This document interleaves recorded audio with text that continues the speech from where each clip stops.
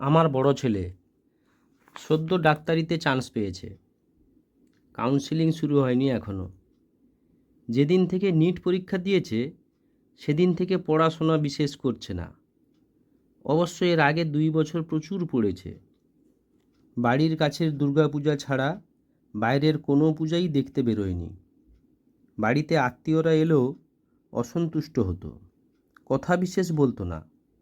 মোদ্দা কথা, ঘুম, খাওয়া দাওয়া আর একটু আধটু যোগ ব্যায়ামের সময়টুকু বাদ দিয়ে এই গত 2 বছর ও প্রচুর পড়েছে। তাই বলে এখন সারাক্ষণ ট্যাব করবে? Facebook, YouTube, WhatsApp, Disney Hotstar, Netflix, prime video ইত্যাদি এসব করেই কাটাচ্ছে। বারবার বারণ করছি, বাবা আর মাত্র 1 মাস, আর করব না, শুধু এই কথা বলছে। তবু আপনারা বলুন, এই 1 মাস এসব করলে শরীরের কম ক্ষতি হবে? শেষে ওর ডাক্তারি পড়ার ভাষাতেই ওকে সতর্ক করলাম, দেখি বাংলা ইংরেজি মিশিয়ে তৈরি এই মডার্ন কবিতা ওকে কতটা সচেতন করতে পারে। আপনারাও পড়ে দেখবেন। কোথাও অসুবিধা হলে বায়োলজি নিয়ে পড়াশুনো করেছে এমন কাউকে জিজ্ঞাসা করে নেবেন। কবিতার নাম মোবাইল হতে সাবধান। আজকাল কেউ আর বই পড়ো না, না প্লিজ কেউ এর ভুল ধরো না। ছাত্ররা ফলো করে স্কুল সিলেবাস, বই না পড়লে সে হবেই না পাস, তাই পড়ে বই।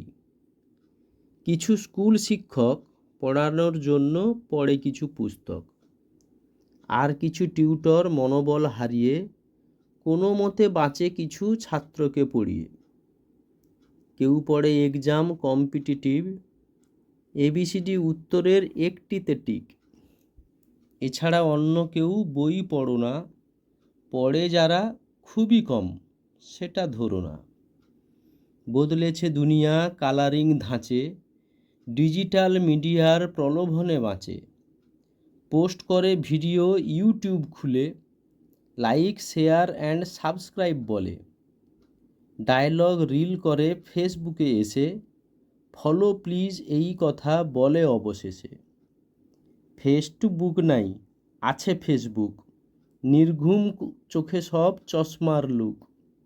ডিজিটাল গেম দিল চশমার ফ্রেম, ধুস বলে উড়ে গেল সাহিত্য প্রেম। ফুটপাতে বই কেউ ক্রয় করে না, আজকাল কেউ আর বই পড়ে না।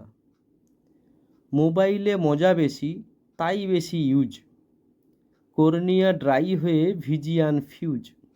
থ্যালামাসের ডিস্টার্ব, সিগন্যাল ফেল, বিগড়ে যায় all sense without smell. Mobile আলোতে স্লিপ নামে মেডিসিন, অ্যাপনিয়ায় ইনফ্লামেশান বেড়ে যায় প্রতিদিন। ওবেসিটি ফুলে ফেঁপে বেলি দেবে নামিয়ে, সুগার প্রেশার ব্লাডে প্লাক দেবে জমিয়ে। আর্টারি ব্লকেজে হার্ট হয় উইক, কিডনিতে শো করে প্রোটিনের লিক। এসো ভাই বই পড়ি আফটার ডিনার, শান্ত মনে ঘুম হলো ব্লাডের থিনার। মোবাইল প্রয়োজনে যতটুকু লাগে, তার চেয়ে বেশি নয় ক্ষতি বোঝো আগে। লাইফটা একবার, এটা নয় গেম, ফলো করো সব্বাই মডার্ন এ পোয়েম। লেখক সুব্রত দাস।